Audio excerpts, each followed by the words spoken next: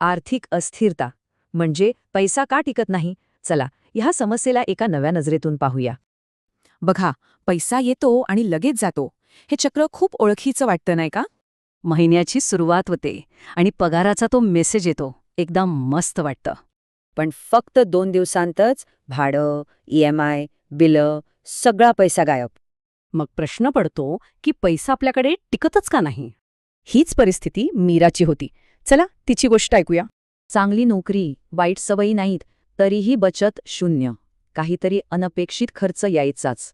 पण मग तिला एक खूप महत्वाची गोष्ट समजली. पैसा माणसांना नाही तर सवयींना चिकटतो.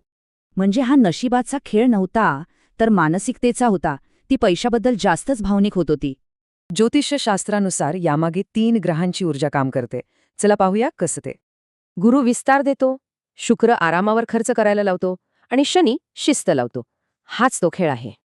जेव्हा आरामाची इच्छा शिस्तीपेक्षा जास्त होते, तेव्हाच आर्थिक अस्थिरता येते. हा शनीचा काळ असतो. तो पैसे थांबवतो, पण संपत्ती नाकारण्यासाठी नाही, तर शिस्त शिकवण्यासाठी. तर मग यावर उपाय काय? सोप्पा आहे. आपल्याला फक्त आपला प्रश्न बदलायचा आहे. जास्त कसं कमवू याऐवजी विचारा, जे आहे ते नीट कसं सांभाळू, हाच खरा बदल आहे. आणि हे करण्यासाठी या 4 सोप्या पायऱ्या आहेत. खर्च लिहा, बचत ऑटोमेट करा. पण फक्त कृती करून नाही चालणार. सोबतच मानसिकतेतही बदल आवश्यक आहे.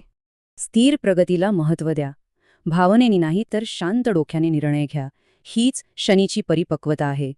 म्हणजे आर्थिक अस्थिरता म्हणजे आपलं नशीब खराब नाहीये, याचा अर्थ आपण काहीतरी नवीन शिकतोय.